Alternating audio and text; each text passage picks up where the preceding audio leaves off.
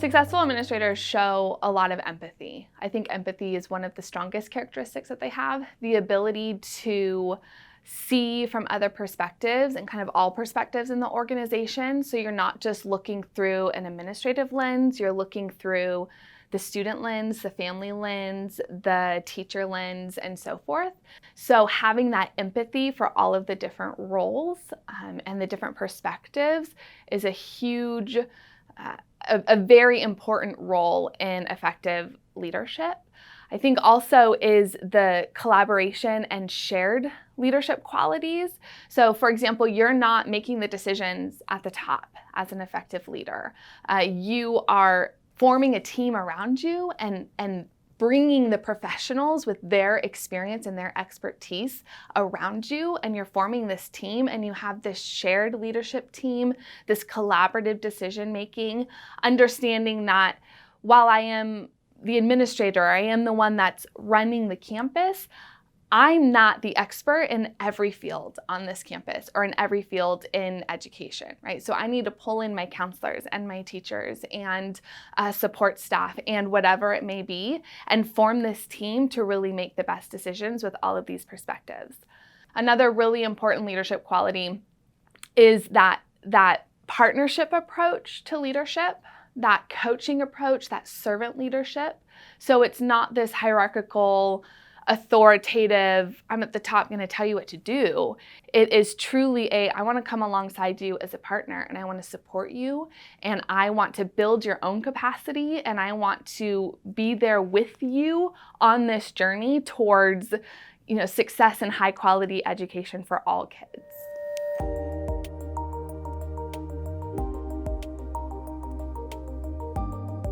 Quality mentors are unbelievably necessary in developing leaders.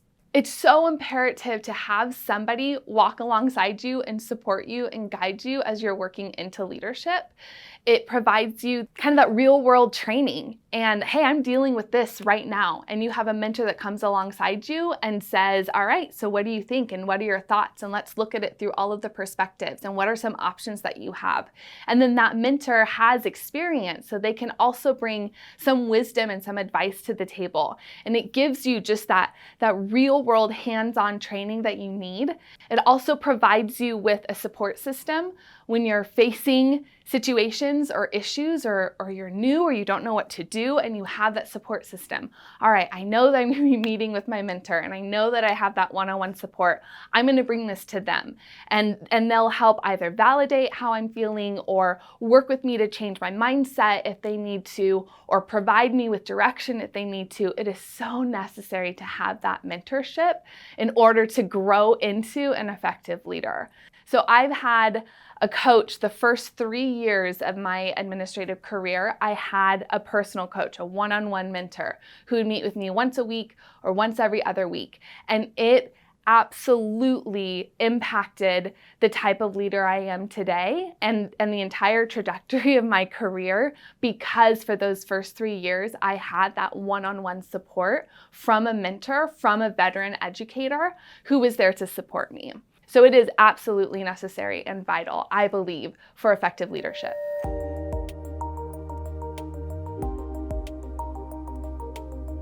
So the future of leadership, truly leadership has been moving away, especially in education, from this managerial approach and more into a true leadership approach. So it's not so much I'm going to manage and run the organization, it's I'm going to lead and inspire the people within the organization. And so that is encapsulating servant leadership and a partnership approach and coaching and this element of working together and collaboration and empathy and all of those qualities of a leader. That it's so interesting because people will talk about these skills like empathy and communication and collaboration and coaching and all of these skills, and they'll call them soft skills. Oh, those are soft skills. Right. And I do not like the term soft skills for those qualities, because those are the qualities that lead to successful leadership. Those are the qualities you need. So you can teach anybody content, and you can teach anybody processes and protocols, and you can teach anybody how something is supposed to be run. But what you can't teach is this innate quality of empathy, right? And so we want to build up coaching skills and collaborative skills and empathetic skills and all of these soft skills. These are the skills that actually lead to successful leadership. This is what we want in education administration in the future. Having a solid ethical foundation is so important in your success as a leader, as an education administrator. There are so many instances, I would argue the majority of situations that you face as an administrator are not black and white. And there is not a flow chart or a protocol to follow to get to the answer. They are subjective. There are multiple options, and both options could work, right? And so with that gray and with that subjectivity, what you need is that ethical foundation, is looking at, okay, I'm not going for the easiest solution. I'm not going for the solution that's just going to make it go away. I'm not going for the solution that's going to appease the loudest person. No, I'm going to make my decision and look at the option based on this ethical foundation. What is best for kids? What is best for our organization? Oftentimes I'll ask myself, and I know that this sounds weird, but I'll ask myself, could I defend my decision in court? Let's say I went to court and they put me on the stand and they say, swear an oath and tell us why you made this decision. Could I stand in front of a jury, in front of a judge, in front of everybody who is impacted by the decision and stand behind the decision that I made? If I can, then I know that I'm making the right ethical decision. If I can't, and my answer would be, well, it was the easiest at the time, or, but that's what so-and-so wanted, or fill in X, Y, or Z, then I'm basing my decisions not necessarily on the foundation of what's best for kids or what's best for the organization, and I'm starting to make my decisions based on other things that are not quite as important.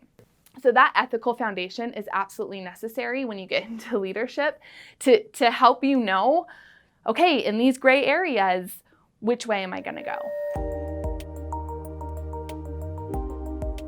Jessup provides you small class sizes, cohorts where you build strong relationships within your cohort. So you're going through the program with the same however many people. And so you build those strong, close relationships with the other candidates in the cohort. The small class sizes allow for really one-on-one. I know it's small group, but it feels very like one-on-one instruction. So when I'm teaching, I know every single student in my course. I know every single candidate in my course, and I can support them, and I know what's going on in their personal lives and when they might need extra grace, or when I can kind of push them further. I know where they're at in their education career. I know their purpose of why they're doing the program. I have that knowledge, so we can truly work together as a cohort, as a professor, in supporting each candidate to reach their ultimate goal. Another thing that Jessup offers is that the professors are acting professionals who are currently in the field of education administration. So candidates are given real-world examples. They're speaking to administrators who just worked 60-hour weeks on a school campus or at a district office, dealing with today's current education issues and situations that we are then able to bring into the classroom and present to the candidates of, hey, this just happened in my class or on my campus. What would you do? And so it provides that real world training. And also it's a great networking opportunity. I work in Rockland. That's where I work. And so I've had multiple candidates who were in my course and then overlapped professionally. I see them around professionally. I've written letters of recommendation and letters of reference. So it's this great networking opportunity as well to have current professionals in the field as professors in the program. One other thing that's so great about Jessup is that Jessup really focuses on the candidate as a whole person.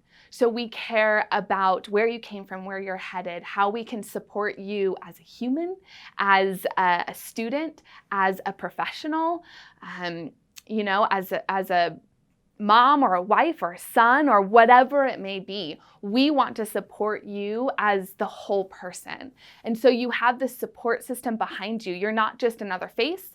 You're not just, we don't just care about academics. We care about the whole candidate. And so that is one of the most amazing things about attending Jessup and about working at Jessup is really that focus on we care about you.